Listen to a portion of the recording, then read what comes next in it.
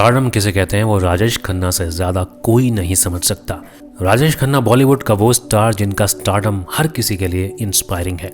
आज भले ही वो इस दुनिया में नहीं है, लेकिन अपने चाहने वालों के दिलों में हमेशा अमर है। उनकी शख्सियत का अंदाज़ा इस बात से लगाया जा सकता है कि जब कभी भी कोई स्टारडम की बात करता है तो हर किसी के जहन में सबसे पहला नाम अगर किसी का आता है तो वो है राजेश खन्ना, जिन्हें लोग काका के नाम से भी जानते हैं। साल 1969 से लेकर 1975 के बीच का दौर ऐसा था कि हर ओर राजेश खन्ना का ही बोलबाला था। आलम यह था कि फिल्म में राजेश खन्ना का होना फिल्म के सुपरहिट होने की गारंटी मानी जाती थी। लोगों के बीच उनके स्टारडम का क्रेज ऐसा था, ज़्यादातर लोग अपने बेटे का नाम राजेश ही रखने लगे थे। तो वहीं यंग जनरेशन की लड़कियों के दिल में उनके लिए ऐसी दीवानगी थी कि उनकी फिल्में देखने जाने से पहले वो सजना संवरना ज़रूरी समझती थी। उनके प्यार में पागल लाखों लड़कियां उन्हें रोज़ाना लेटर लिखा करती थी। ऐसे में राजेश खन्ना को उन लेटर्स को पढ़ने के लिए अलग से एक शख्स को अपॉइंट करना पड़ा था। आपको जानकर हैरानी होगी कि उनमें से कई ऐसे लेटर होते थे जो खून से लिखे होते थे। यही नहीं, उनकी गाड़ी जिस रास्ते से गुजर जाती थी उस रास्ते की मिट्टी को लेकर लड़कियां अपने माथे पर लगा लिया करती थी। अगर वो शूटिंग कर रहे होते और बाहर कहीं उनकी गाड़ी खड़ी हो तो लड़कियां उस गाड़ी को इतना किस करती थी कि लिपस्टिक से राजेश खन्ना की पूरी गाड़ी रंग जाया करती थी। उनके लिए फैंस के दिल में वो दीवानगी ऐसे ही नहीं थी, बल्कि वो शख्सियत ही ऐसे थे कि हर किसी को अपना कायल बना लेते थे। ज़बरदस्त पर्सनैलिटी और दमदार हुनर के मालिक राजेश खन्ना ने मात्र 3 साल में 15 हिट फिल्में दे दी थी, जो कि एक रिकॉर्ड था। हालात ऐसे बन गए थे कि वो खुद ही सोचने लगे थे कि कुछ फिल्में उनकी फ्लॉप हो जाए तो अच्छा है, क्योंकि उनका स्टारडम शायद उनसे ही संभाले नहीं संभल रहा था। फिल्मों के किरदार में अपने दमदार एक्टिंग से वो ऐसी जान डालते कि देखने वाले उनकी एक एक फिल्म को कई बार देख जाते थे, तब भी उनका मन नहीं भरता था। उनके हुनर का अंदाज़ा इस बात से भी लगाया जा सकता है कि उन्हें 1-2 बार नहीं बल्कि 14 बार फिल्म फेयर अवार्ड के लिए नॉमिनेट किया गया था, जिनमें से 3 बार उन्होंने इस अवार्ड को अपने नाम भी किया था। हालांकि वो कहते हैं ना कि हर किसी की लाइफ में उतार चढ़ाव आते रहते हैं, तो एक बार राजेश खन्ना की लाइफ में भी वो दौर आया जिसमें उनका स्टारडम खत्म होने की कगार पर आ गया था। हिट फिल्में देने वाले सुपरस्टार राजेश खन्ना की फिल्में एकदम से फ्लॉप होने लगी थी।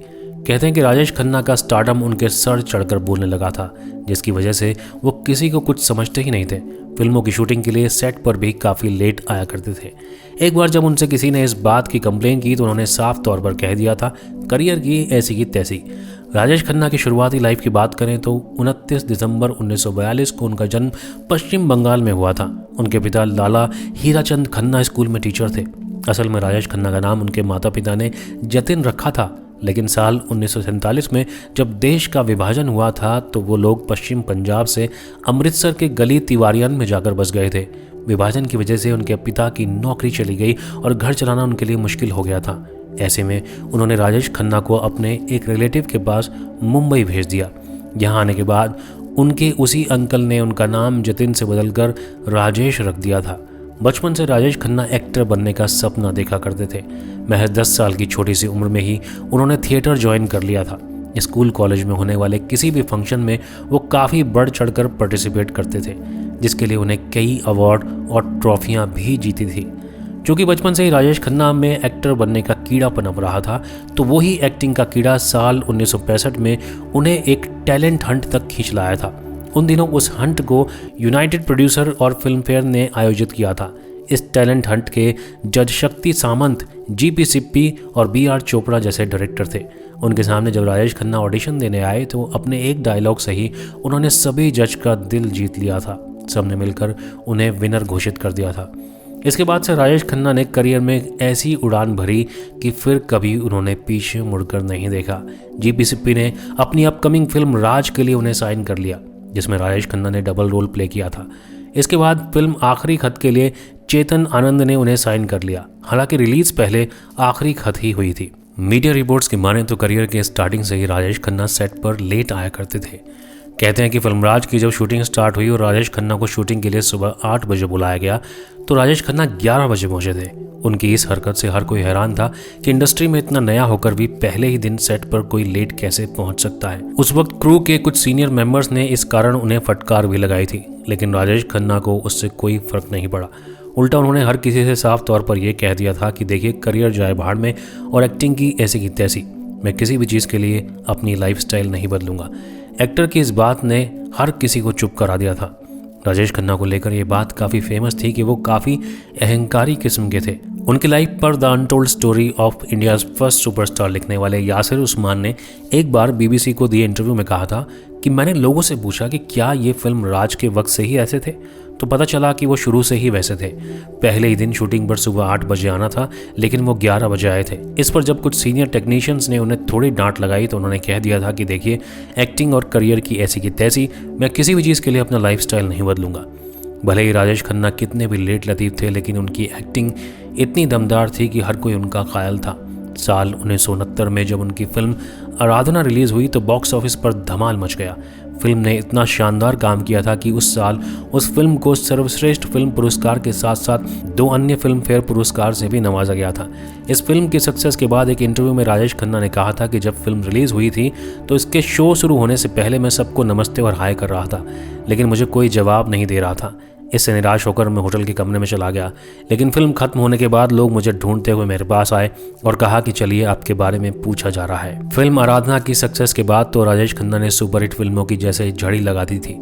लगातार उनकी 14 फिल्में हिट हो गई। आपकी जानकारी के लिए बता दें कि उनके इस रिकॉर्ड को आज तक कोई नहीं तोड़ पाया है। उन दिनों आलम यह था कि लोग उनकी एक फिल्म देखकर थिएटर से निकलते और फिर उन्हीं की दूसरी फिल्म देखने चले जाते।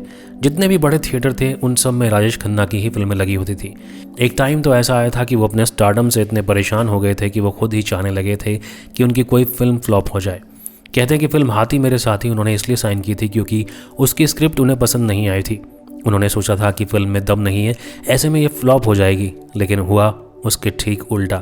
लोगों को ये फिल्म इतनी ज़्यादा पसंद आई कि आज तक लोग इसे देखना पसंद करते हैं। राजेश खन्ना पर किताब the untold story of India's first superstar लिखने वाले यासिर उस्मान ने एक इंटरव्यू में ये भी कहा था, मैंने एक बुजुर्ग महिला से पूछा था राजेश खन्ना क्या थे आपके लिए, तो उन्होंने कहा था कि ये आप कभी नहीं समझेंगे। हम जब उनकी फिल्में देखते थे तो हमारी उनसे डेट हुआ करती थी। हम फिल्म के शो से पहले ब्यूटी पार्लर जाते थे, मेकअप करते थे, सजते थे, क्योंकि हमें महसूस होता था कि वो बड़े पर्दे से जो मुस्कुरा रहे हैं वो हमें देखकर ही ऐसा कर रहे हैं। ये सिर्फ मैं नहीं, थिएटर में बैठी हर लड़की ऐसा ही महसूस करती थी। उनकी सफ़ेद कार को चूम कर लाल कर देने वाले किस्से भी बिल्कुल सही हैं। जहाँ तक राजेश खन्ना की लव लाइफ की बात है तो 1973 में डिम्पल कबाड़िया से शादी करने से पहले अंजुम महेंद्र को उन्होंने काफ़ी वक्त तक डेट किया था। उनके साथ वो लिव इन में भी रहे थे, लेकिन उसके 2 साल बाद ही उनके बीच किसी वजह से दरार आ गई और वो अलग हो गए। वैसे साल 2012 में जब राजेश खन्ना का देहांत हुआ था तो उस वक्त अंजुम महेंद्रू उनकी ज़िंदगी का काफ़ी अहम हिस्सा रही थी। एक बार एक इंटरव्यू में अंजुम महेंद्रू ने बताया था कि वो चाहते थे कि सभी फीमेल फैंस की तरह मैं भी उनके लिए रिएक्ट करूं, उन्हें देखकर एक्साइटेड हो जाऊं। उन दिनों उनके फैंस उनके लिए पागल थे, उनके पैरों पर गिरने के लिए तैयार थे। मैं फैंस की तरह रिएक्ट नहीं कर सकी। मैंने तो उन्हें एक आम इंसान की तरह प्यार किया था। मेरे लिए वो कोई सुपरस्टार नहीं, एक आम आदमी थे। कहते हैं कि एक बार महमूद ने उन्हें झल्लाहट में आकर चांटा मार दिया था। दरअसल महमूद ने साल 1979 में अपनी फिल्म जनता हवलदार के लिए राजेश खन्ना को साइन किया था। जब फिल्म की शूटिंग चल रही थी तो एक बार महमूद के बेटे राजेश खन्ना से हाय हेलो करके चले गए। उन्हें ये बात बहुत बुरी लगी थी। राजेश खन्ना ने इसे अपना इंसल्ट समझा। इसके बाद वो फिल्म के सेट पर हमेशा लेट आने लगे थे। ऐसे में महमूद को उनके लिए घंटों इंतज़ार करना पड़ता था। इसके बाद एक दिन महमूद ने उनसे कहा कि हमने आपको फिल्म के लिए पूरे पैसे दिए हैं, आपको शूटिंग पूरी करनी होगी। उसके बाद से राजेश खन्ना सेट पर टाइम से आने लगे थे। एक बार प्रेम चोपड़ा ने राजेश खन्ना से जुड़ा एक किस्सा सुनाया था। एक्चुअली प्रेम चोपड़ा ने राजेश खन्ना के साथ फिल्म हाथी मेरे साथी में काम किया था। ये किस्सा भी उसी फिल्म से जुड़ा है। एक इंटरव्यू में प्रेम चोपड़ा ने बताया था कि फिल्म हाथी मेरे साथी का जो प्रोड्यूसर था वो टाइम का बहुत पक्का था।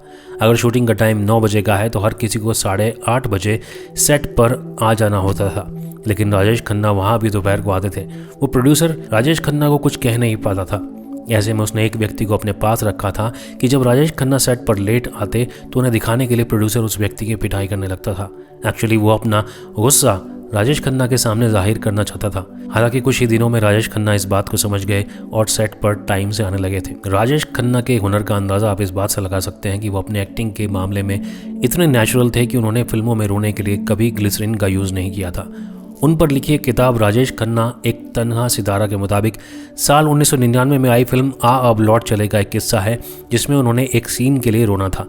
जब उन्होंने डायरेक्टर से पूछा था कि कितने आंसू चाहिए, फिर उन्होंने हंसते हुए अपना सिर पीछे घुमाया और आंखों में आंसू भरकर सामने आ गए और कहा, इंसान को आंसू उधार लेने की क्या ज़रूरत है, दुनिया में इतने गम है कि झोली कम पड़ जाए। दोस्तों, बॉलीवुड के सबसे पहले सुपरस्टार राजेश खन्ना ऐसी शख्सियत थे जिनके बारे में बात करने के लिए समय कम पड़ जाए। जब उनका निधन हुआ था तो उससे पहले उन्होंने एक ऐड शूट किया था। एक्चुअली उस ऐड के जरिए उन्होंने अपने चाहने वालों का शुक्रिया अदा किया था। हालांकि वो कभी अपने उस ऐड को नहीं देख पाए थे क्योंकि उसके कुछ ही दिनों के बाद 18 जुलाई 2012 को उनका देहांत हो गया था। जानकारी रहे कि ये ऐड उनके करियर का पहला और आखिरी ऐड था। राजेश खन्ना के आखिरी शब्द अगर कुछ थे तो वो थे पैकअप। तो दोस्तों, ये थी राजेश खन्ना की ज़िंदगी से जुड़ी कुछ कहानियाँ। अगर आपको ये वीडियो पसंद आया तो अभी इस वीडियो को लाइक कीजिए और हमारे चैनल खबरी बाबा को सब्सक्राइब कीजिए। नमस्ते।